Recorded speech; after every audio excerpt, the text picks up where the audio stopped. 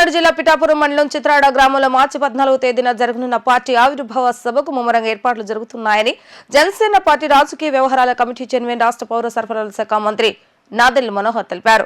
రైతు మహిళా ప్రతినిధులు మాట్లాడుతున్నారన్నారు.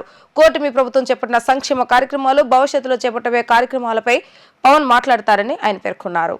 కాకినాడలో ఏర్పాటు చేసిన కంట్రోల్ రూమ్ లో మీడియా సమావేశంలో మంత్రి నాదెళ్ల మనోహర్ మాట్లాడుతూ ఈ సభ దాదాపు 5 గంటల పాటు సాగుతుందన్నారు. మన భాష, యాస, సంస్కృతిని ప్రతిబింబించేలా కల్చరల్ ప్రోగ్రామ్స్ ఏర్పాటు చేశామన్నారు. సభకు పెద్ద ఎత్తున కార్యకర్తలు, అభిమానులు తరలి రానున్న దృష్ట్యా వారికి ఎలాంటి ఇక్కట్లు ఎదురు కాకుండా జాగ్రత్తలు తీసుకుంటున్నామని అన్నారు. ముఖ్యంగా తిరుగు ప్రయాణంలో భోజనానికి ఇబ్బంది కలగకుండా ముఖ్యమైన 4 రహదారుల్లో భోజన వసతులు ఏర్పాటు చేస్తున్నామని అన్నారు. సభలో యువతకు మాట్లాడే అవకాశం కల్పించాలని పార్టీ అధ్యక్షుడు పవన్ కళ్యాణ్ ఆదేశించారని అన్నారు. 14వ తారీఖున జనసేన 12వ ఆవిర్భావ దినోత్సవానికి ముమ్మరంగా ఏర్పాట్లు చాలా ఉత్సాహంగా, ఒక ప్రణాళికబద్ధంగా మా గౌరవ శాసనసభ్యులు, గౌరవ పార్లమెంట్ సభ్యులు, వివిధ నియోజకవర్గాల్లో ఉన్న ఇన్ఛార్జీలు, జిల్లా అధ్యక్షులు, క్షేత్రస్థాయిలో ఉన్న మా జన సైనికులు, వీర మహిళలు కలిసికట్టుగా ఎప్పుడు లేని ఒక ఉత్సాహంతో ముమ్మరంగా ఏర్పాట్లన్నీ కూడా సాగుతూ ఉన్నాయి.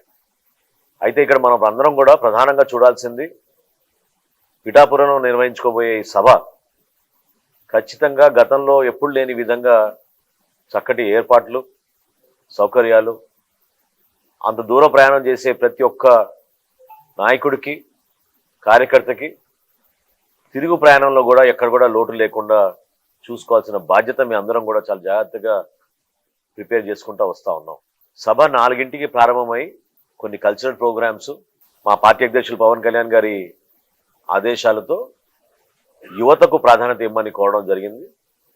సో రాష్ట్ర నలుమూల నుంచి కొంతమంది సెలెక్ట్ చేసి మహిళా సమస్యలపైన, వ్యవసాయం గురించి, అదేవిధంగా రైతులు పడుతున్న కష్టాల గురించి, క్షేత్రస్థాయిలో యువత ఏదైతే ఆశిస్తున్నారో రాబోయే రోజుల్లో ఎటువంటి పరిపాలన వారికి మరింత అభివృద్ధి, సంక్షేమం చేపడుతుందో ఒక భరోసా ఇచ్చే విధంగా చేయాల్సిన కార్యక్రమాల గురించి యువతకు ఒక మంచి వేదిక ఈ ఆవిర్భావ దినోత్సవం ఉండాలని మా ప్రెసిడెంట్ గారు కోరారు. వాటికి అనుగుణంగా యువతని ప్రత్యేకంగా ఆహ్వానిస్తున్నాం.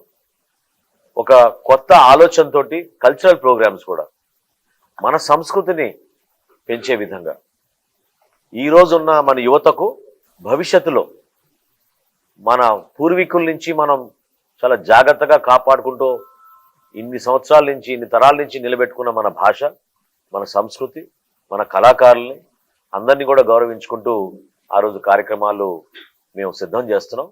సభ పూర్తయిన తర్వాత ఆ సభా ప్రాంగణమే కాకుండా చుట్టుపక్కల కూడా హైవేలోనూ, గ్రామాల్లోనూ అన్ని చోట్ల కూడా ప్రజలకి ఎక్కడ కూడా అసౌకర్యం కలగకుండా ఉండే విధంగా ప్రిపేర్ చేయమని మన పార్టీ అధ్యక్షులు పవన్ కళ్యాణ్ గారు కోరారు.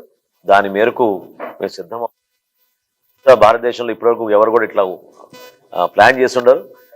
నిజంగా వర్తమాన రాజకీయాల్లో ఈ విధమైన ఆలోచనలు పర్యావరణం గురించి ప్రత్యేకంగా ఒక నమ్మకంతో భవిష్యత్తు మనకు ఉండదు, మన పర్యావరణ జాగ్రత్త చూసుకోపోతే అనే ఆలోచనతో మా పార్టీ అధ్యక్షులు పవన్ కళ్యాణ్ గారు ఈ విధంగా కార్యక్రమాన్ని తీసుకొచ్చారు. సుమారు 5 గంటల పాటు జరిగే ఈ సభ 4ంటికి ప్రారంభం అవుతుంది.